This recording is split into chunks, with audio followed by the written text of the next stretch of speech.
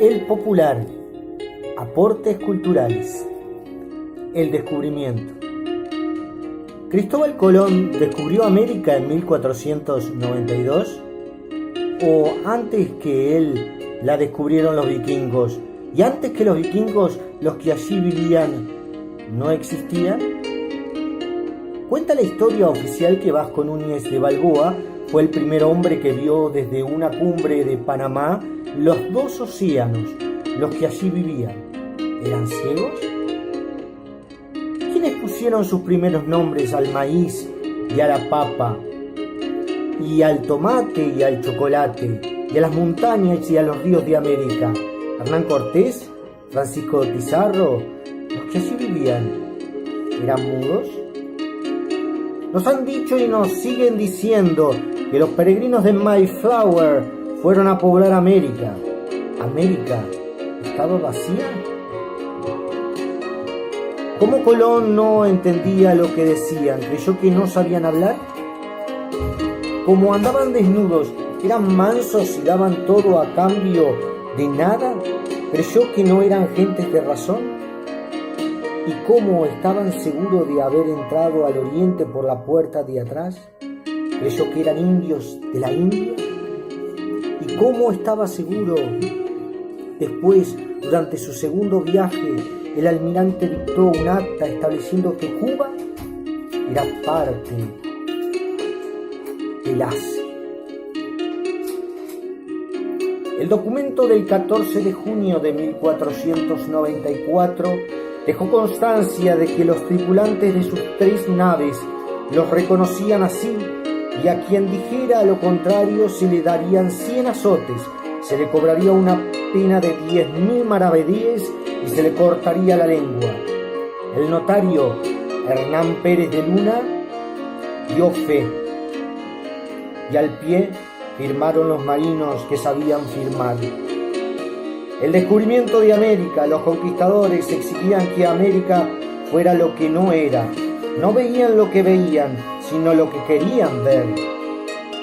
La fuente de la juventud, la ciudad del oro, el reino de las esmeraldas, el país de la canela, y retrataron a los americanos tal como antes habían imaginado, a los paganos de Oriente.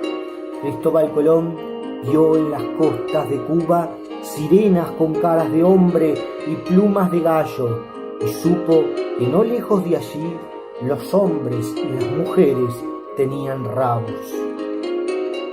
En la Guyana, según Sir Walter Raleigh, había gente con los ojos en los hombros y la boca en el pecho. En Venezuela, según Fray Pedro Simón, había indios de orejas tan grandes que las arrastraban por los suelos. En el río Amazonas, según Cristóbal de Acuña, los nativos tenían los pies al revés, con los talones adelante y los dedos atrás. Y según Pedro Martín de Angleria, las mujeres se mutilaban un seno para el mejor disparo de sus flechas.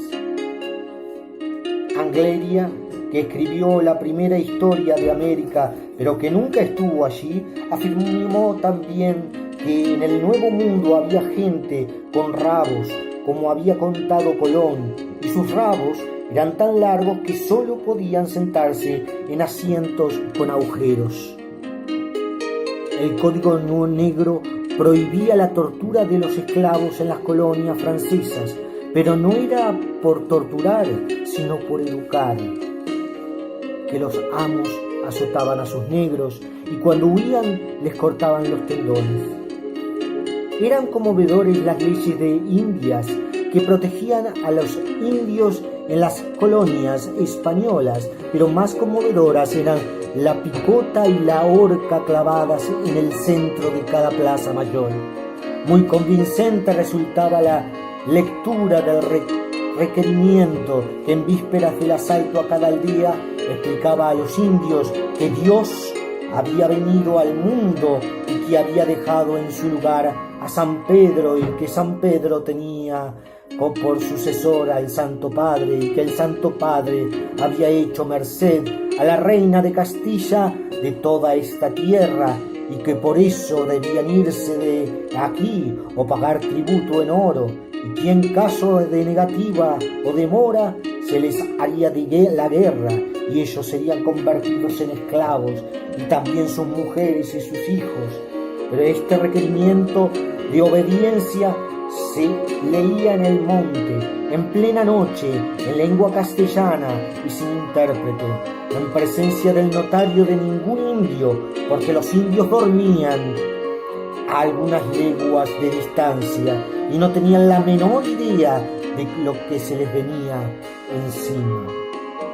Hasta no hace mucho, el 12 de octubre, era el Día de la Raza. Pero, ¿acaso existe semejante cosa? ¿Qué es la raza además de una mentira útil para exprimir y exterminar al prójimo? En el año de 1942, cuando Estados Unidos entró en la Guerra Mundial, la Cruz Roja de ese país decidió que la sangre negra no sería admitida en sus bancos de plasma. Así se evitaba que la mezcla de las razas prohibida en la cama se hiciera por inyección. ¿Alguien ha visto alguna vez sangre negra?